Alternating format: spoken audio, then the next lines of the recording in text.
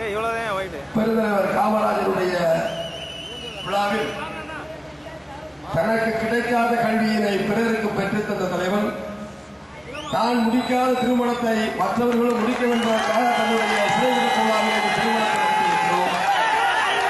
காமராஜருடைய சிறைவிடக்கம்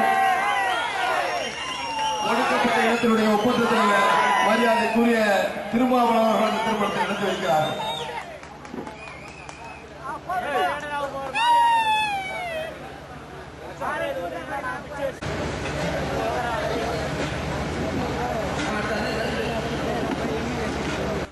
குலக்கல்வி திட்டம் அப்படி பார்த்தால் ஆடு மேய்க்கிறவன் பிள்ளை ஆடு மேய்க்க வேண்டும், மாடு மேய்க்கிறவன் பிள்ளை மாடு மேய்க்க வேண்டும், பண்ணை அடிமையாய் வேலை செய்கிறவனின் பிள்ளை பண்ணை அடிமையாய் வேலை செய்ய வேண்டும், படிக்கிறவன் பிள்ளைதான் படிக்க வேண்டும், வாத்தியார் பிள்ளைதான் வாத்தியார் வேலைக்கு வர வேண்டும் என்கிற வகையில ஒரு மிக மோசமான ஒடுக்கப்பட்ட மக்களுக்கு எதிரான, ஏழை எளிய மக்களுக்கு எதிரான, அடித்தட்டு மக்களுக்கு எதிரான சாதியவாத கொள்கையை திணித்தவர் ராஜாஜி.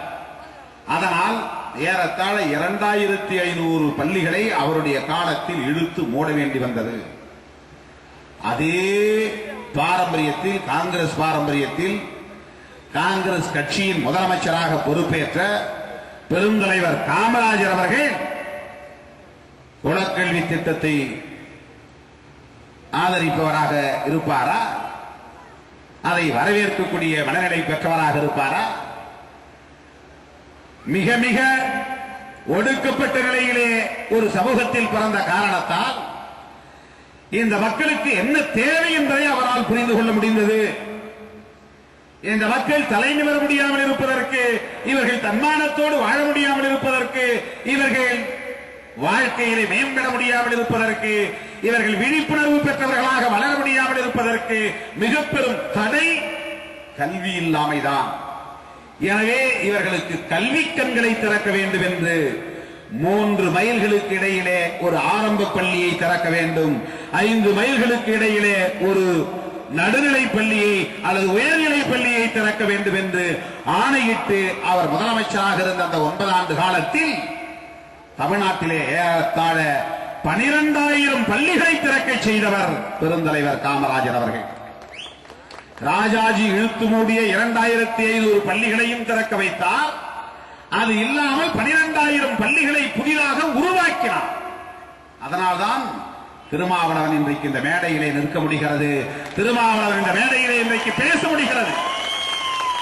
இல்லை என்றால் எங்கோ ஏதோ ஒரு மூலையிலே யாரோ ஒரு விவசாயிக்கு ஆடு மேய்க்கக்கூடியவனாய் மாடு மேய்க்கக்கூடியவனாய் வருடாந்திர அடிப்படையிலே கூலிக்காரனாய் பண்ணை அடிமையாய் கோவணம் கட்டி கொண்டு திரியக்கூடியவனாய்த்தான் வாழ்ந்திருப்பார். இன்றைக்கு 46, 47 வயதிலே கிராமப்புறங்களிலே ஆடு மாடு மேய்ப்பவனை பார்த்தால் 60 வயது மூப்படைந்தவனை போல் கிடக்கிறான். ஏன்? ஊட்டச்சத்து உள்ள உணவு கிடைப்பதில்லை, கடுமையான உழைப்பு, கொளுத்தும் வெயிலே கடந்து மடிகிறான். அவன் அடிமைப்பட்டு கிடக்கிற அந்த நிலை கூட, விழிப்புணர்வு கூட அவனுக்கு இல்லை. என்ன காரணம்? கல்வி அறிவில்லாத காரணம், விழிப்புணர்வு இல்லாத காரணம். இந்த மண்ணில் பிறந்திருப்பதே அடிமை வேலை செய்வதற்குத்தான் என்று அவன் நம்புகிறான். அதை அமைதியான முறையிலே புரட்சி செய்து தகர்த்தெறிந்தவர்தான் கல்வி வல்லல், கல்வி புரட்சியாளர், கர்ம வீரர் பெருந்தலைவர் காமராஜர் அவர்கள். ஆயுதம் ஏந்தி போராடவில்லை, பீரங்கிகளை இயக்கவில்லை, AK-47 தூக்கவில்லை, கப்பல் படையை கட்டமைக்கவில்லை, விமான படையை கட்டமைக்கவில்லை, உளவு படையை கட்டமைக்கவில்லை. தன் கையில் கிடைத்த ஆட்சி அதிகாரத்தை பயன்படுத்தி ஒரு அமைதியான புரட்சியின் மூலம் சமூகத்தில் மண்டி கிடந்த அறியாமையை, அடிமைத்தனத்தை, நீண்ட நெடுங்காலமாக நம்மை கவ்வி கிடந்த கேவலமான சாதிய அடக்குமுறைகளை 9 ஆண்டு காலத்தில் தவிடுபடியாக்கினார், தகர்த்தெறிந்தார். எவ்வளவு பெரிய அமைதி புரட்சி தெரியுமா? இது சாதாரணமான நிகழ்வா? சாதாரணமான நிகழ்வா? ராஜாஜியால் ஏன் அதை சிந்திக்க முடியவில்லை?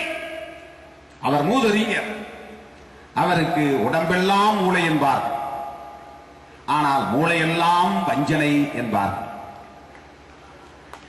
நமக்கெல்லாம் மண்டையில் மட்டும்தான் மூளை, ஆனால் ராஜாஜிக்கு உடம்பெல்லாம் மூளை, தலையிலிருந்து பாதம் வரையில் மூளை, மூளையெல்லாம் வஞ்சகம் என்று சொல்வார்கள். அப்படிப்பட்ட அந்த வஞ்சனை இருந்த காரணத்தால் தான் குலக்கல்வி திட்டத்தை கொண்டு வந்து திணித்தார்.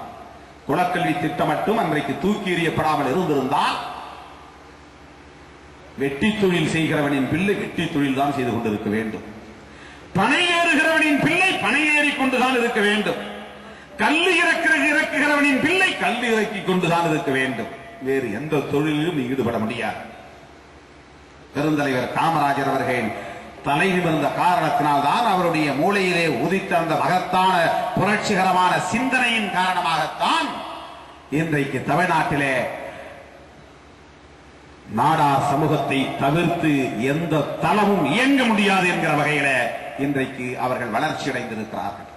வணிகத்தலமா, ஊடகத்தலமா, கல்வித்தலமா, அரசியல் தலமா, ஆட்சி அதிகாரத்தலமா, அனைத்து தலங்களிலும் நாடார்களின் ஆளுமை இன்றைக்கு கொடிகட்டி பறக்கிறது. ஊடகத்தலம், தினத்தந்தி அதிபர் யார்? மாலை மலர் அதிபர் யார்? மாலை முரசு அதிபர் யார்? தமிழ்நாட்டில் இன்றைக்கு எவனோ பத்திரிகை ஆரம்பிக்கலாம், ஆனால் தினத்தந்தி அடித்து அதை முன்னுக்கு பின்னுக்கு தள்ளுவதற்கு எவனாலும் முடியாது. சொல்லிக் கொள்ளலாம், அதிகமாக நாங்கள் விற்பனை செய்கிறோம் என்று. எப்படி இருந்த ஒரு சமூகம் ஊடக தளத்திலே இன்றைக்கு உச்சியாங்கும்பிலே நின்று அவர்கள் ஆளுமை செலுத்துகிறார்கள் என்று சொன்னால் அதற்கு அடித்தளமிட்டது பெருந்தலைவர் காமராஜர் அவர்களின் அரசியல் பணி. நேரடியாக அவர் தினத்தந்தியை ஆரம்பித்து வைக்காமல் இருந்திருக்கலாம், தொடங்கி வைக்காமல் இருந்திருக்கலாம், அதற்கு வழிகாட்டாமல் இருந்திருக்கலாம். ஆனால் அவர் சிவப்பு கம்பளம் விரித்து வைத்ததுதான் இந்த சமூகத்தின் எழுச்சிக்கு அடிப்படை. ஒட்டுமொத்த தமிழ் குலமே அவரால் நிமிர்ந்தது. அதில் சிறப்பான நிமிர்வு நாடார் சமூகத்தின் தலை நிமிர்வு என்பதை யாரும் மறுத்துவிட முடியாது. அப்படிப்பட்ட பெருந்தலைவர் காமராஜர் அவர்களின் அருமை பெருமைகளை எல்லாம் பல்வேறு கோணங்களிலே இங்கு பேசிய தலைவர்கள் பேசினார்கள். அவர் அகில இந்திய அளவிலே எப்படி ஒரு ஆளுமை பெற்ற தலைவராக நிமிர்ந்தார், அவருக்கு எப்படி அந்த ஆற்றல் இருந்தது,